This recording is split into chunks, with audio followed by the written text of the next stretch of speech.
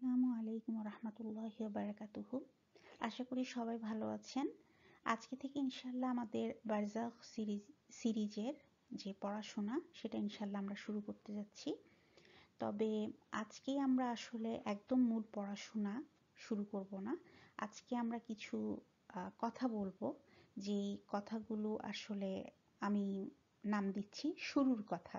শুরুর কথাতে আমি যা বলবো সেটা হচ্ছে যে আমাদেরকে ওভারঅলি কাজটা শুরু করার আগে কোন বিষয়গুলো সম্পর্কে সচেতন হতে হবে এবং কেন আমাদেরকে এই পড়াশোনাটা করতে হবে, অর্থাৎ মৃত্যুর পরের জীবন নিয়ে বা যেটাকে আমরা বলতেছি বারজাখ নিয়ে পড়াশোনা, সেটা কেন আমাদেরকে করতে হবে, কেন আলোচনা করতে হবে, কেন জানতে হবে, সেটা নিয়ে ইনশাল্লাহ আমরা আজকে কথা বলবো।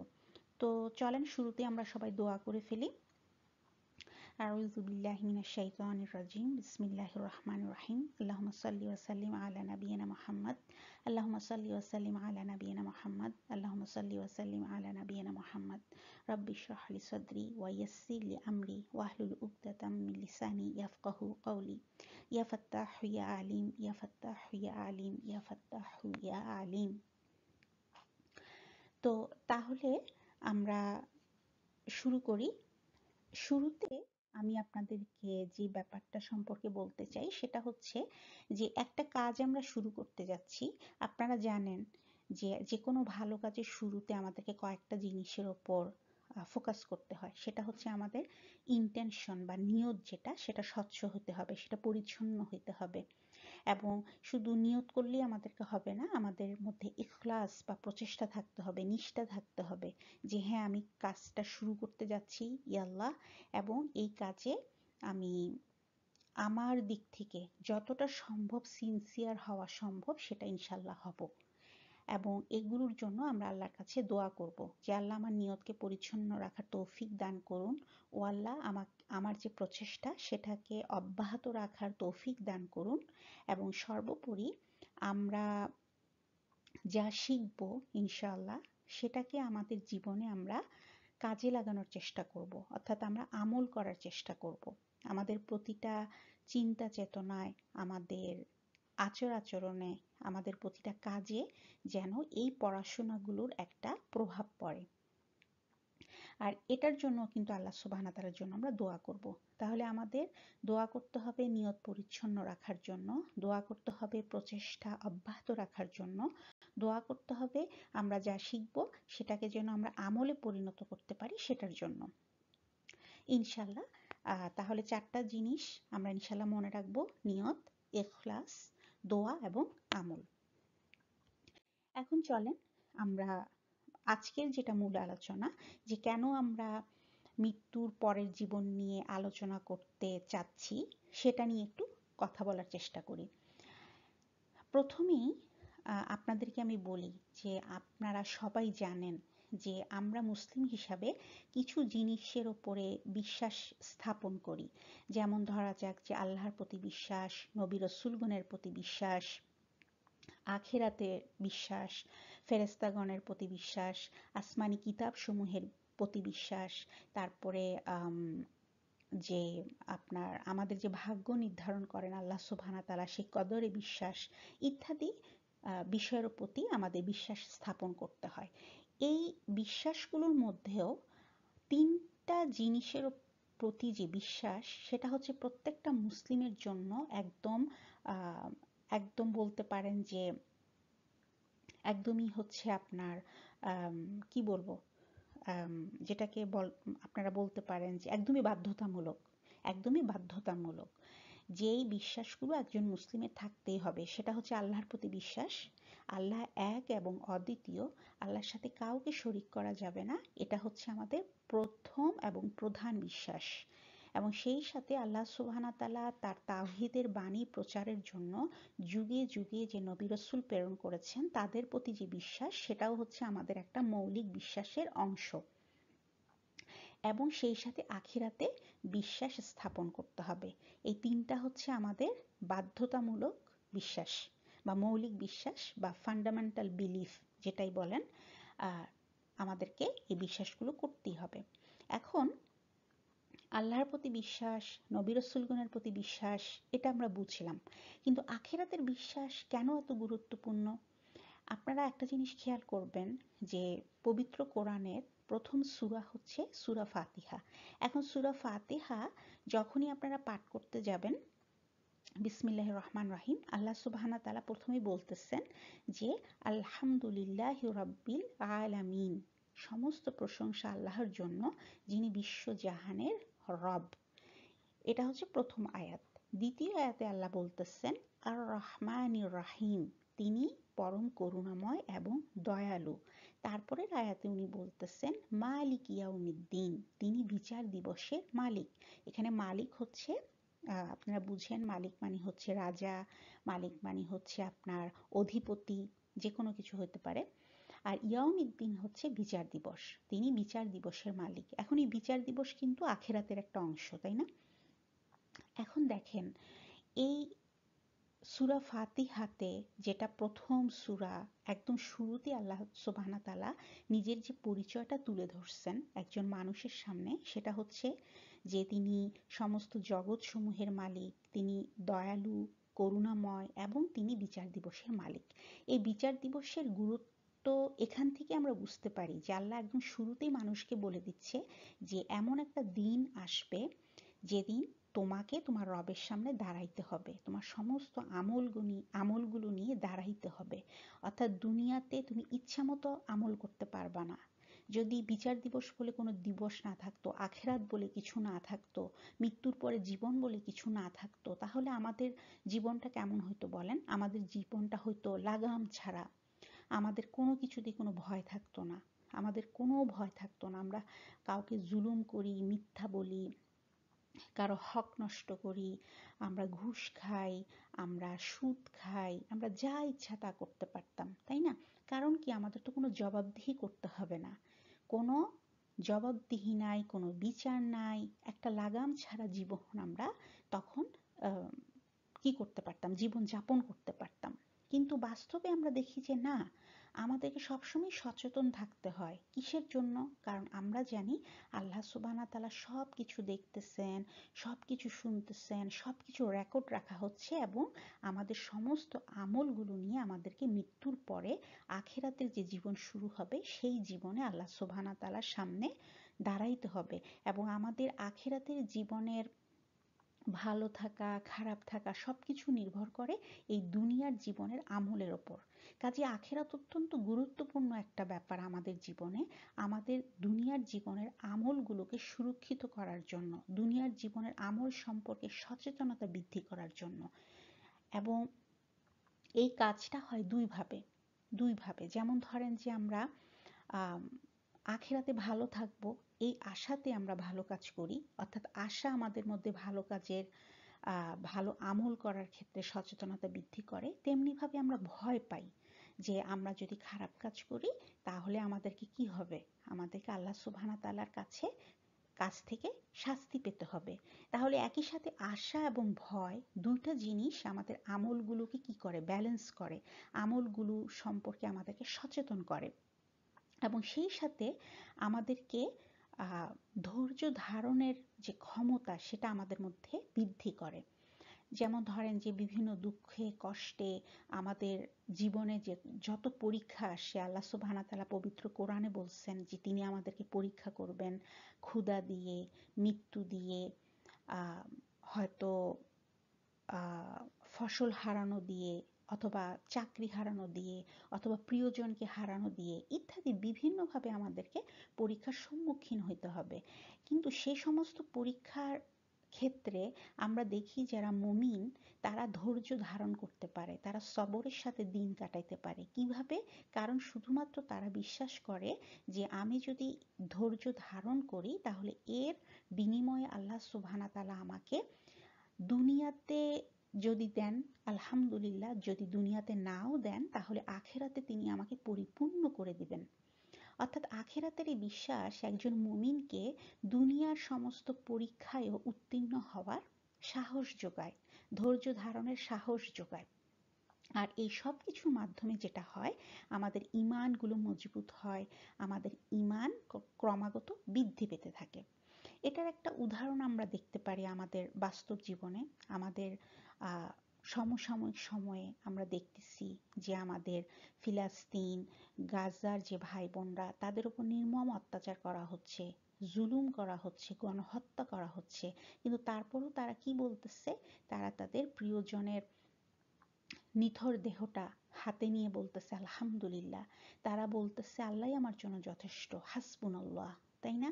তাদের এই যে ইমানি শক্তি, এই এত দুঃখ কষ্টের মধ্যে, এই ধ্বংসস্তূপের মধ্যে যখন আমরা দেখি যে ওরা নিয়মিত নামাজ পড়ে, ওদের ঘরে ঘরে কোরআনের হাফিজ তৈরি হয়, তখন আমাদের মনে একটা প্রশ্ন জাগে, তাই না? যে কিসের জন্য বা কিভাবে তারা এতটা ধৈর্যশীল, তাদের ইমানগুলো এতটা সুরক্ষিত। আমরা প্রশ্ন করি নিজেকে, তাই না?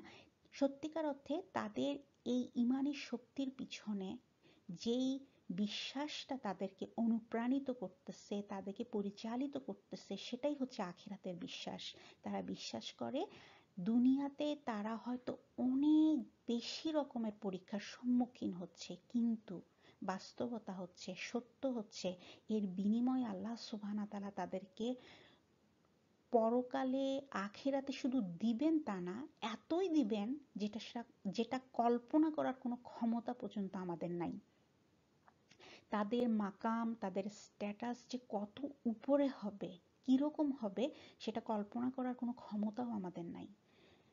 তো সেই একটা বিশ্বাস, সেই একটা আস্থার জায়গা তাদেরকে এত বড় কঠিন পরীক্ষার মধ্যেও সুস্থির রাখছে।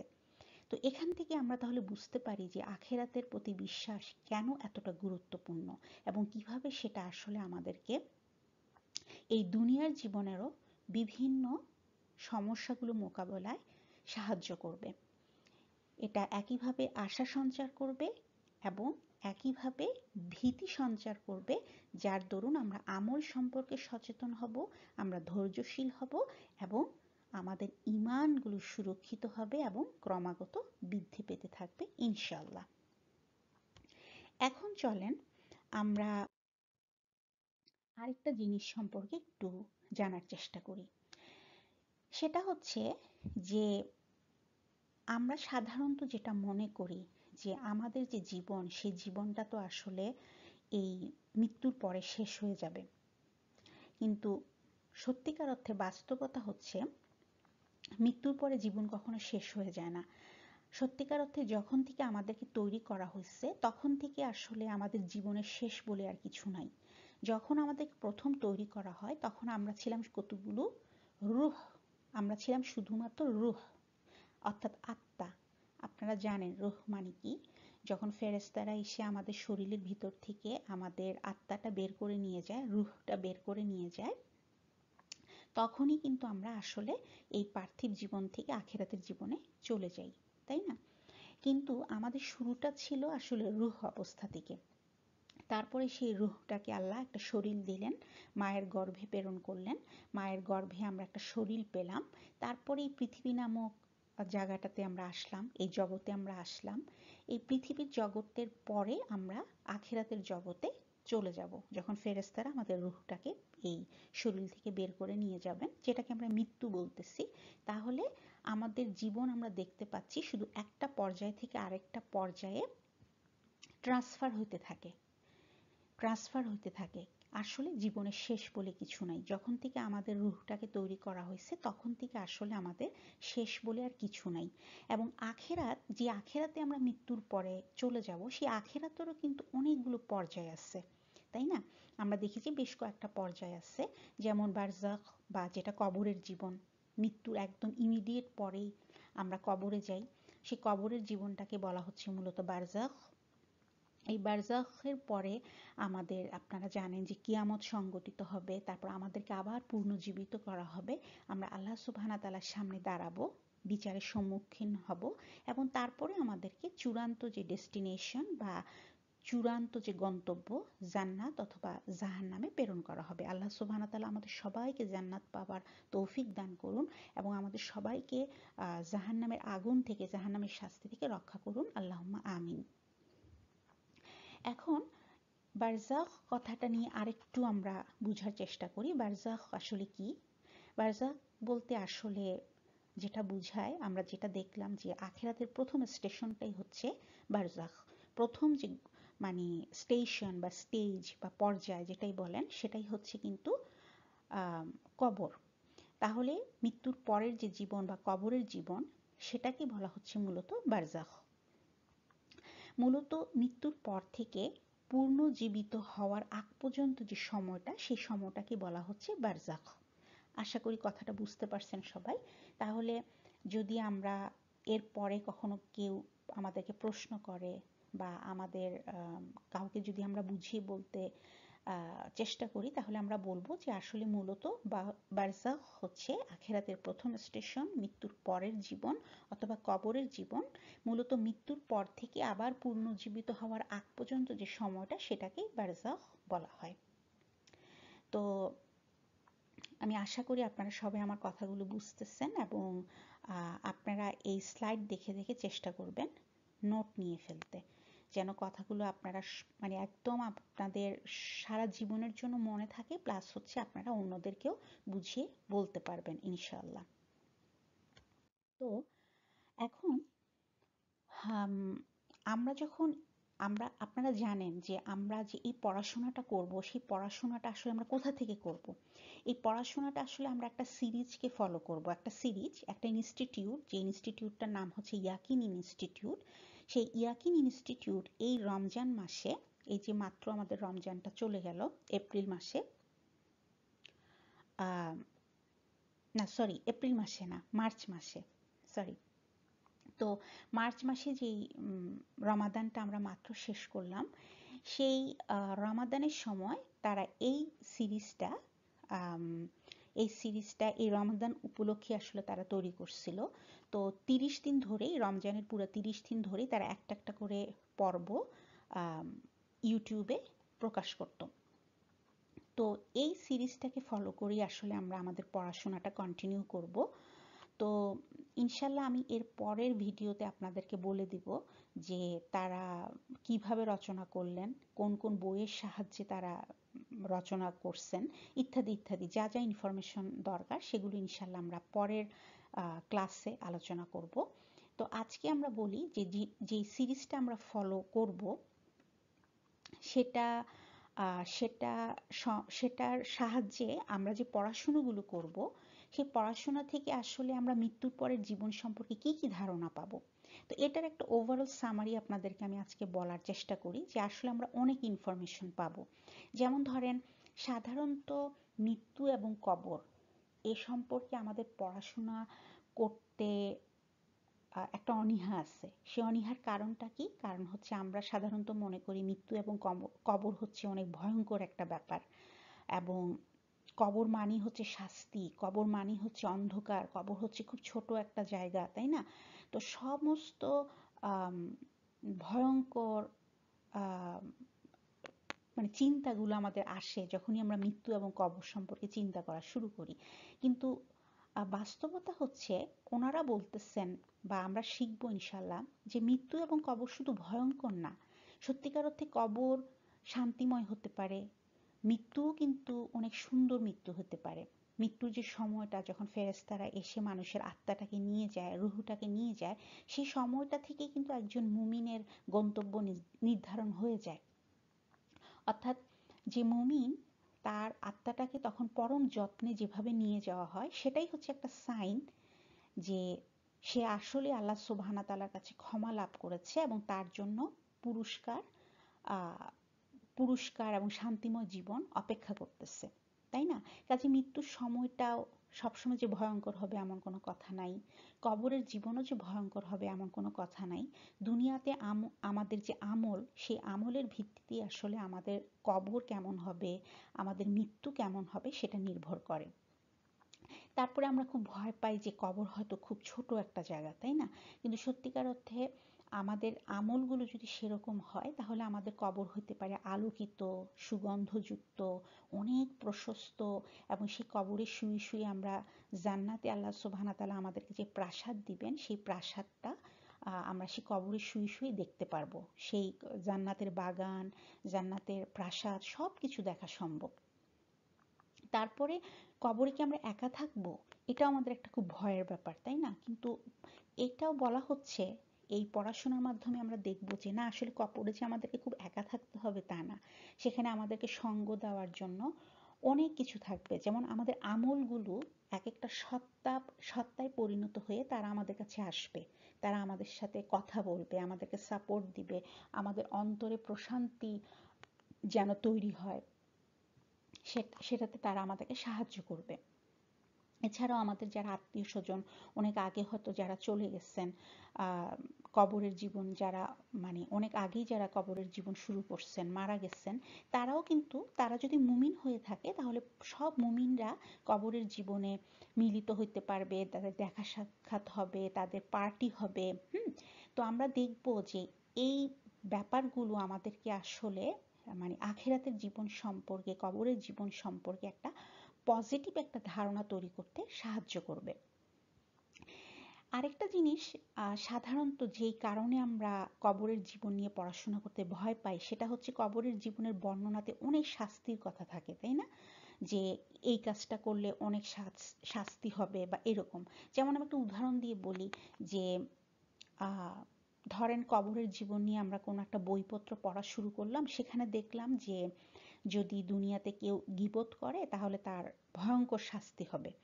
এখন এই যে শাস্তির কথা আল্লাহ সুবহানাহু ওয়া তাআলা কোরআন এবং সুন্নাহর মাধ্যমে আমাদেরকে জানাইছেন যে এই কাজগুলো করলে এই শাস্তিগুলো পেতে হবে। এখন এটার উদ্দেশ্য কিন্তু এটা না যে আল্লাহ চাচ্ছেন আমাদেরকে শাস্তিই দিবেন। আসলে আমাদেরকে এই ইনফরমেশনগুলো বা এই শাস্তির কথাগুলো বলা হয়েছে যেন আমরা সচেতন হয়ে যাই, সচেতন হয়ে ভয় পেয়ে আমরা যেন ওই কাজগুলো থেকে দূরে সরে যাই। যেমন উদাহরণ হিসাবে যদি আমরা দেখি যে গীবত করলে যে শাস্তিটার কথা, কবর জীবনে যে শাস্তিটা হওয়ার কথা, তো সেই গীবত যদি আমরা ছেড়ে দিই, আমরা যদি গীবত না করি, সমালোচনা না করি, পরচর্চা না করি, মানুষের কথা একজনের কথা আরেকজনকে না লাগাই, তাহলে তো আমাদের সেই শাস্তিটা আর হবে না, তাই না? তো এখন হয়তো দেখা গেল যে আমি আগে ইনফরমেশনটা জানতাম না, কিন্তু আজকে আমি জানলাম যে গীবত করলে কঠিন শাস্তি হবে বারজাখ জীবনে অথবা কবরের জীবনে। তাহলে আমার কি উচিত হবে? আজকেই এই মুহূর্ত থেকে আমি তওবা করব, আল্লাহর কাছে মাফ চাবো এবং আল্লাহকে বলবো, ও আল্লাহ, তুমি আমাকে মাফ করে দাও, এই কাজটা আমি আর কোনোদিন করব না। অর্থাৎ তওবা করে ফিরে আসার সুযোগ কিন্তু এখনো আছে। যতক্ষণ আমার মৃত্যু না হচ্ছে ততক্ষণ পর্যন্ত কিন্তু আমার সুযোগ আছে তওবা করে ফিরে আসার। এরপরেও ধরা গেল যে আমি কোনো একটা মজলিসে গিয়ে গীবত করে ফেলছি, তাহলে কি হবে? আবার আমাকে তওবা করতে হবে, আবার আমাকে আল্লাহর কাছে মাফ চাইতে হবে। এভাবে যতবারই গুনাহ করব ততবারই আল্লাহর কাছে ফিরে আসার সুযোগ আছে। এবং সত্যিকার অর্থে মৃত্যুর আগ পর্যন্ত আমাদের কিন্তু তওবা করার এবং আল্লাহর কাছে মাফ চেয়ে ফিরে আসার সুযোগ আছে। কাজেই এগুলো তো আমাদের জন্য অনেক আশার কথা। আমাদের তো ভয় না পেয়ে বরং উৎসাহিত হওয়ার কথা, আশান্বিত হওয়ার কথা, তাই না? ওই যে আমরা বললাম যে আখেরাতের জীবন আমাদেরকে একই সাথে আশা এবং ভয় দুইটার মাধ্যমে আমাদের জীবনকে, আমাদের আমলগুলোকে ব্যালেন্স করবে। তো তাহলে আমরা যে বর্ণনাগুলো পাবো সেই বর্ণনাগুলোতে আমরা শাস্তির বর্ণনায় ভয় না পেয়ে বরং আমরা কি করব? আমরা সচেতন হয়ে যাব ইনশাআল্লাহ। আর সবচেয়ে বড় কথা, এই জিনিসটা আমাদেরকে বুঝতেই হবে যে আল্লাহ সুবহানাহু ওয়া তাআলা যখন আমাদেরকে জানার সুযোগ করেই দিলেন, তার মানে হচ্ছে তিনি চাচ্ছেন যে আমরা যেন সচেতন হয়ে যাই, তাই না? আচ্ছা, এরপরে দেখেন যে আরো কিছু ইনফরমেশন যেগুলো হয়তো আমরা জানি না অথবা জানি, সেগুলি সম্পর্কেও আমাদের আসলে খুব সচেতন হওয়া দরকার। যেমন ধরেন যে আমরা অনেক সময় বিভিন্ন কবরে বা দরগাতে যাই এবং সেখানে যারা মৃত ব্যক্তি তাদের কাছে আমরা দোয়া চাই। তো সেই সব ব্যক্তি যারা দরগাতে বা মাজারে শুয়ে আছেন, তারা হয়তো খুব ধার্মিক মানুষ ছিলেন, কিন্তু মৃত্যুর পরে সত্যিকার অর্থে একজন মানুষের কিন্তু আর কারোর জন্য দোয়া করার বা কারোর জন্য কিছু করার কোনো ক্ষমতা থাকে না। কারণ আপনারা জানেন আমাদের যখনই মৃত্যু হয় তখনই আমাদের আমলনামাগুলো বন্ধ করে দেওয়া হয় এবং যারা ভালো কাজ করে তাদের আমলনামাগুলো ইল্লিনে তুলে রাখা হয়, আর যারা খারাপ কাজ করে বা যাদের আমলনামাগুলো সত্যিকার অর্থে মানে বাম হাত দিয়ে পাওয়ার মতো তাদের আমলনামাগুলো সিজিয়ে তুলে রাখা হয়। তো কাজেই একজন মৃত ব্যক্তি যখন তারা নিজের আমল করার কোনো সুযোগই নাই, তখন সে কিভাবে অন্যের জন্য দোয়া করবে? কারণ দোয়া তো একটা আমল, দোয়া হচ্ছে একটা ইবাদত। আপনারা হয়তো জানেন দোয়া হচ্ছে আমল এবং দোয়া করা হচ্ছে ইবাদত। তো একজন ব্যক্তি যার আমল করার কোনো সুযোগ নাই, ইবাদত করার কোনো সুযোগ নাই, তাহলে সে কিভাবে আমার জন্য দোয়া করবে? খুবই লজিক্যাল একটা ব্যাপার, তাই না? তো তাহলে আমরা আসলে এরকম কারো কাছে গিয়ে দোয়া না চেয়ে বরং নিজের জন্যই আমাদের দোয়া করা উচিত। তবে কবরে যারা শুয়ে আছে, যারা দুনিয়া থেকে চলে গেছে, তারা আমাদের জন্য দোয়া যদি করতে নাও পারে, আমরা কিন্তু তাদের জন্য দোয়া করতে পারি, আমরা তাদের জন্য আমল করতে পারি, আমরা তাদের জন্য অনেক কিছু করতে পারি। যেমন আমাদের বাবা মা বা আত্মীয় স্বজন যারা চলে গেছে, আমরা তাদের জন্য দোয়া করতে পারি, আমরা সাদাকা করতে পারি। আমাদের আমলের মাধ্যমে আমরা যদি ভালো আমল করি, আমরা যদি তাদের জন্য হজ করি, কোরআন পড়ি, রোজা রাখি, যাই করি না কেন, আমাদের আমল, আমাদের ইবাদত, আমাদের আচার আচরণ, প্রত্যেকটা ভালো জিনিস, যেটাই ভালো, যেটাই আল্লাহর কাছে কবুলযোগ্য, সেটার মাধ্যমে কিন্তু আমরা তাদের আমল নামাগুলোকেও সমৃদ্ধ করতে পারি। এবং বিশেষ করে মা বাবার জন্য প্রতিটা সন্তানেরই কিন্তু এটা করা উচিত। কাজে আমরা দেখলাম মৃত ব্যক্তিরা আমাদেরকে সাহায্য করতে পারে না, কিন্তু আমরা মৃত ব্যক্তিদের সাহায্য করতে পারি। এছাড়াও এই সিরিজ এই সিরিজ নিয়ে আমরা যখন পড়াশোনা করব, তখন আমরা বিভিন্ন ইতিহাস জানতে পারবো। যেমন কবর জিয়ারতের ইতিহাস জানতে পারবো। কবর জিয়ারতের ইতিহাস হচ্ছে, খুব সংক্ষেপে বলি, এটা হচ্ছে যে প্রথম দিকে রসুল সাল্লাল্লাহু আলাইহি সাল্লামকে আল্লাহ সুবহানাহু ওয়া তাআলা কবর জিয়ারতের পারমিশন দেন নাই। ঠিক আছে? কারণ ছিল কি, যে প্রথম দিকে যদি উনি যদি কবর জিয়ারত করতেন রসুল সাল্লাল্লাহু আলাইহি সাল্লাম, তাহলে সাহাবীরাও কবর জিয়ারত করত। আর এভাবে দেখা যেত কি, যে ওই কবর পূজার একটা প্রচলন চলে আসতো, শিরকের একটা সূচনা হওয়ার একটা চান্স ছিল। তো সে কারণে আল্লাহ সুবহানাহু ওয়া তাআলা কিছুটা সময় দিলেন তাদেরকে। যখন তাদের ঈমানগুলো অনেক মজবুত হয়ে গেল সাহাবাদের, মুসলিমদের, তখনই রাসূল সাল্লাল্লাহু আলাইহি সাল্লামকে কবর জিয়ারতের পারমিশন দেওয়া হলো। আর ওই পারমিশন পাওয়ার পরেই উনি কিন্তু প্রথম ওনার মার কবর জিয়ারত করতে যান। তো এটা সিরার একটা খুব চমৎকার একটা ঘটনা। তো যেই ঘটনাটা পরে কোনো এক সময় হয়তো আমরা বিস্তারিত আলোচনা করব। এছাড়াও কবরবাসীদের জন্য আমরা কিভাবে দোয়া করব, কি কি আমল করব, ইত্যাদিও আমরা কিন্তু এই সিরিজ থেকে ইনশাল্লাহ শিখতে পারবো। তো এভাবে আমরা দেখতে পাই যে আসলে এই সিরিজটা যদি প্রথম থেকে শেষ পর্যন্ত আমরা করতে পারি, তাহলে হয়তো কবর জীবন সম্পর্কে এবং আখেরাতের একটা বিশেষ অংশ এই কবর জীবন, আখেরাতের প্রথম স্টেশন এই কবর জীবন, এবার বারজাখের জীবন, এটা সম্পর্কে হয়তো আমাদের পুরো কনসেপ্টটা চেঞ্জ হয়ে যাওয়ার কারণে আমাদের আমলগুলো কি হবে, আমাদের আমলগুলো ইনশাল্লাহ আরো সুন্দর হবে এবং আমাদের ঈমান সুরক্ষিত থাকবে এবং ক্রমাগত ইনশাল্লাহ বৃদ্ধি পেতে থাকবে। তো যেই সিরিজটা আমরা আলোচনা করব, সেটার একটা ছবি এখানে আপনাদের জন্য আমি দেখানোর চেষ্টা করছি। এই সিরিজটার নাম হচ্ছে দ্য আদার সাইড। এবং এটা ইয়াকিন যে ইনস্টিটিউটের কথা বললাম, তাদের রমাদান সিরিজ। এটা মানে এই বছরের 2025 সালের যে রমজান, সেই রমজান উপলক্ষে এই সিরিজটা ওনারা নির্মাণ করছেন। তো এখানে আমি লিঙ্কটাও দিয়ে দেওয়ার চেষ্টা করছি। কেউ যদি ওই ইংরেজি সিরিজটা দেখতে চান, তাহলে আপনারা নিজেরা ইউটিউব থেকে এটা বের করে এর প্লে লিস্ট যেটা, সেখান থেকে আপনারা একটা একটা করে পর্ব দেখতে পারেন যদি কেউ আগ্রহী হন। তো আজকে আলোচনা এতটুকুই। আমি আশা করি আপনারা সবাই আমার কথা বুঝতে পারছেন। যদি কিছু না বুঝে থাকেন, তাহলে অবশ্যই প্রশ্ন করবেন। আমাকে প্রশ্ন গ্রুপে লিখে দিতে পারেন কোন জায়গাটা বুঝেন নাই। যদি আপনারা আমার সাথে যোগাযোগ না করেন, আপনারা যদি রেগুলার না হন, তাহলে সত্যিকার অর্থে আমি আপনাদেরকে সাহায্য করতে পারবো না। তো আমি আশা করব সবাই আপনারা আপনাদের নিয়তগুলো পরিষ্কার থাকবে, আমাদের সবারগুলো, ইভেন কি আমারও, আমার আপনাদের সবার, ইনশাল্লাহ ইনশাল্লাহ আমাদের সবার নিয়তগুলো স্বচ্ছ থাকবে, আমাদের প্রচেষ্টাগুলো অব্যাহত থাকবে। আমরা আল্লাহ সুবহানাহু ওয়া তাআলার কাছে দোয়া জারি রাখবো এবং আমরা আমাদের যাই শিখবো সেটা আমলে ইনশাল্লাহ পরিণত করার চেষ্টা করব। তো সবাই ভালো থাকেন। সুবহানাকাল্লাহুম্মা বিহামদিকা আশহাদু আল্লা ইলাহা ইল্লা আনতা আস্তাগফিরুকা ওয়া আতুবু ইলাইক। রব্বানা তাকাব্বাল মিন্না ইন্নাকা আনতাস সামিউল আলিম ওয়া তুব আলাইনা ইন্নাকা আনতাত তাওয়াবুর রাহিম। আসসালামু আলাইকুম ওয়া রাহমাতুল্লাহি ওয়া বারাকাতুহু।